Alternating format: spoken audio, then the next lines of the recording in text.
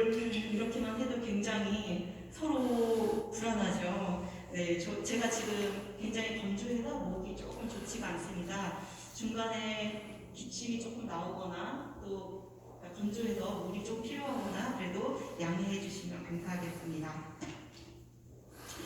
오늘 아침에 눈을 뜨면서 참 기분이 좋았습니다. 사실 조금 기분이 좋은 마음으로 어제 잠이 들었습니다. 왜냐면 오늘 시간의 선물을 받았기 때문입니다. 1시간이 더 늘어나서 왠지 잃어버렸던 것을 다시 찾는 건데 그럼에도 불구하고 새로운 기분이 들고 시간이 더 나에게 주어진 것 같은 작은 행복을 느꼈습니다. 예, 일광절약이 끝나서 오늘 1시간이 늦춰졌기 때문에 1시간의 그런 선물을 받게 되었습니다. 이 행복은 개인의 감정에 관한 것이고 주관적이어서 단일한 기준과 틀을 만들기가 참 어렵습니다. 그런데 분명한 건 행복은 단순한 즐거운 감정이나 즐거운 일을 하는 것이 아닙니다.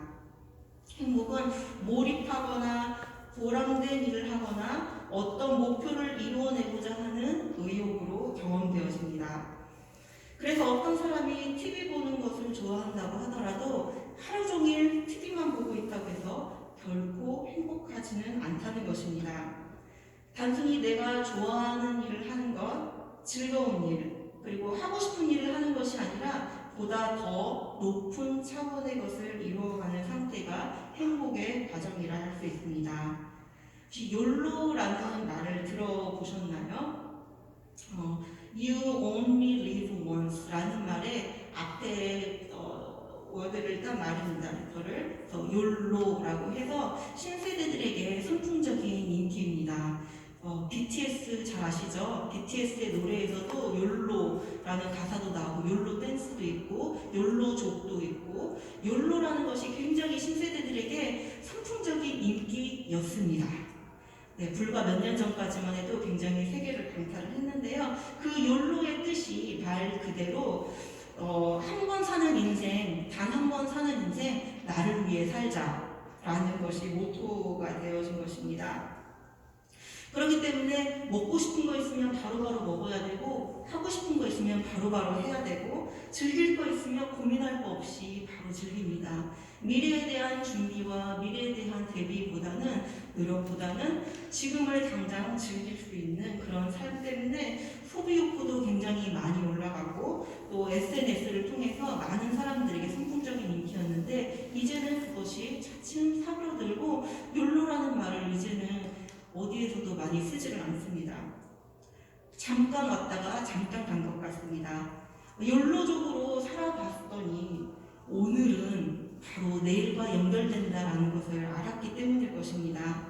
오늘의 노력과 인내와 결실 없이는 내일이 열려지지 않는다라는 것을 젊은 사람들도 이제 알았기 때문입니다. 행복은 찰나의 쾌락을 추구하는 것이 아니라 더 높고 더 깊은 차원으로 연루되어지는 문제입니다. 결국 본능에 충실한 삶이 아니라 보다 더 높은 차원의 삶을 추구할 때 느끼는 것이 행복이라는 것입니다. 아리스토텔레스는 인간의 삶이 궁극적으로 추구하는 최고의 선이 행복이며 이 행복은 심리적인 상태가 아니라 인간이 활동을 수행할 때 얻을 수 있는 것이라고 합니다. 그래서 행복의 정의를 규정하는데 중요한 개념이 바로 덕입니다. 덕이라는 것은 말에서도 느낌 이해가 되시죠? 덕스럽다, 인품이 좋고 굉장히 좋은 가치관을 가지고 있고 좋은 인격체이다라는 것이 느껴집니다. 덕은 머릿속으로만 존재하는 것이 아니라 실천 속에서 이루어지는 것입니다. 그러나 이런 철학적 사상을 실천적으로 수행하도록 하는 그 힘이 무엇일까라는 의문이 됩니다. 분명 사람은 윤리적이고 자기 충만한 삶을 살 때 만족하고 행복하다고 할 수 있겠지만 우리가 그런 삶을 살 수 있도록 하게 하는 그 동력을 가하는 힘의 근원이 무엇일까요? 오늘 성서의 말씀을 통해서 이에 대해 조금 더 생각을 해보려고 합니다. 종교가 행복이나 복에 관심을 보이는 것은 당연합니다. 성경에 복에 대해 여러 차례 언급이 되어 있고 또 예수님께서도 직접 산상수훈이라고 알려진 이른바 팔복의 말씀의 가르침을 전하셨습니다. 그런데 예수께서는 당시나 현세에서 제시하는 것과는 전혀 다른 행복론을 제시하셨습니다. 예수님께서는 산상의 설교를 통해 우리가 하나님을 닮아가는 삶의 과정을 통해 욕심을 내려놓는 과정을 통해 갈등을 해결하고 화해와 평화를 이루어가는 과정을 통해 복 있는 사람이 되어감을 가르쳐 주셨습니다.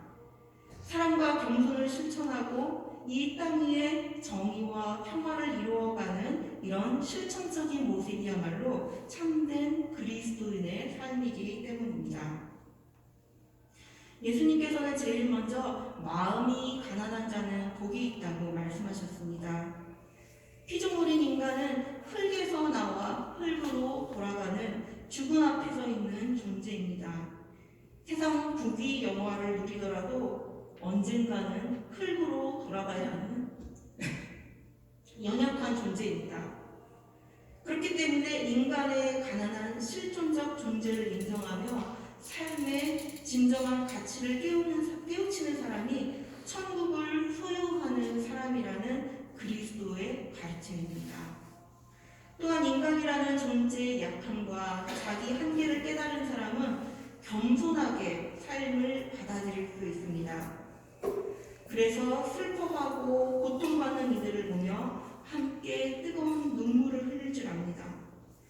이렇게 마음이 정화되고 이웃을 향한 원망이 아닌 함께 슬퍼하고 아파할 줄 아는 마음을 지닌 사람을 온유한 사람이라고 합니다. 마음을 열어 타인을 받아들이고 그들의 상처와 허물까지도 따뜻하게 품에 안는 사람.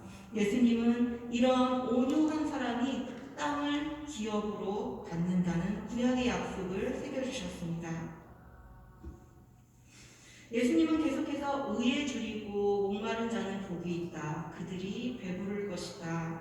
자비한 사람은 복이 있다. 하나님이 그들을 자비하게 대하실 것이다. 말씀하시며 자비한 사람은 세상을 향해 나아가는 적극적이고 실천적인 행동이 복이 있다고 가르쳐 주셨습니다. 하나님의 본성은 자비로우시며 의로우신 분이십니다. 이 땅에 하나님의 의를 실천하며 그리스도의 자비를 나누는 사람, 이들이 곧 하나님을 닮아가는 사람입니다. 마음이 깨끗한 사람은 복이 있습니다. 누구나 사람은 욕구가 있습니다. 개인의 욕망을 채우기 위해 적당한 타협은 괜찮다는 사회적 이기심 앞에서 세상의 융통성을 내려놓고 하나님의 깨끗하고 투명한 마음을 지키는 자가 복이 있는 사람이라고 가르치셨습니다.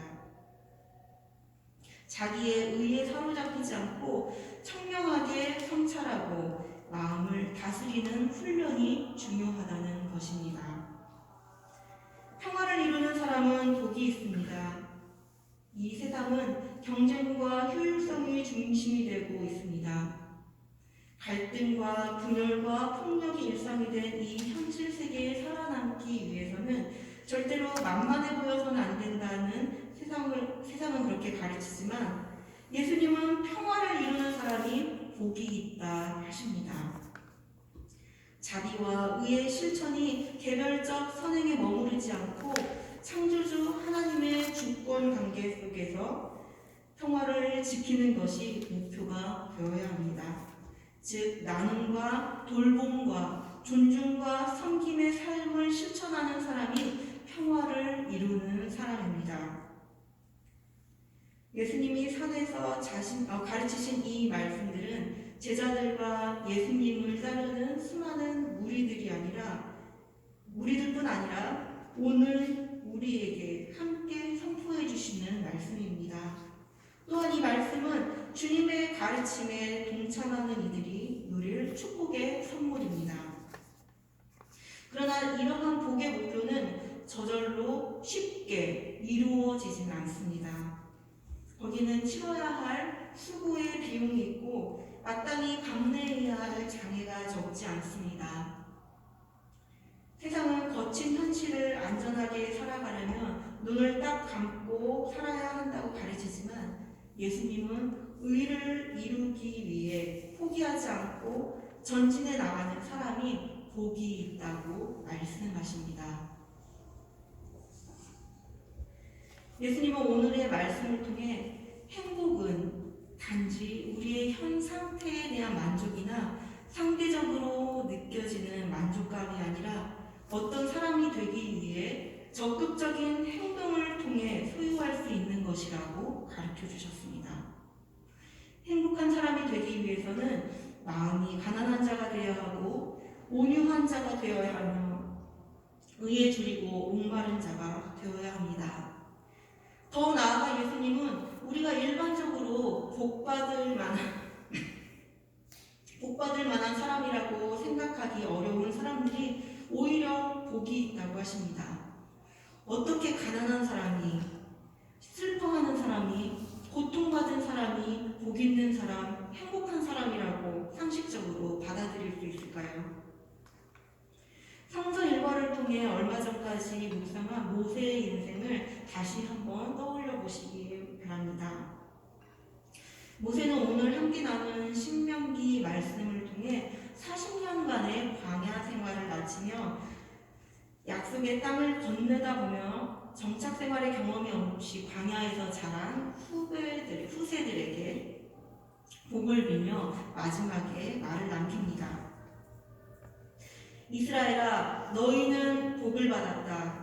주님께 구원을 받은 백성 가운데서 어느 누가 또 너희와 같겠느냐. 모세와 함께한 40년의 광야 생활을 회상할 때 과연 이스라엘 백성들은 자신들이 복되고 행복한 사람이라고 느꼈을까요? 먹는 것, 입는 것, 자는 것이 불편했음은 물론이고 하루앞이 불투명한 절망적인 상황을 긴 시간 동안 감내하며 살아야 했습니다. 또한 이제 가나안 땅을 목전에 두고 있지만 이들이 앞날은 여전히 암담하기만 합니다. 저 땅에 들어가더라도 무엇을 어떻게 하며 살아야 할지 아무것도 구체적으로 약속되어진 것이 없습니다. 이스라엘 백성들은 가는 곳마다 정착민들과 끊임없이 마주하고 싸웠고 앞으로도 싸워야 하는 삶의 고난이 여전히 남아있습니다. 그럼에도 불구하고 모세는 이스라엘이여 너희는 복을 받았다라고 선언합니다.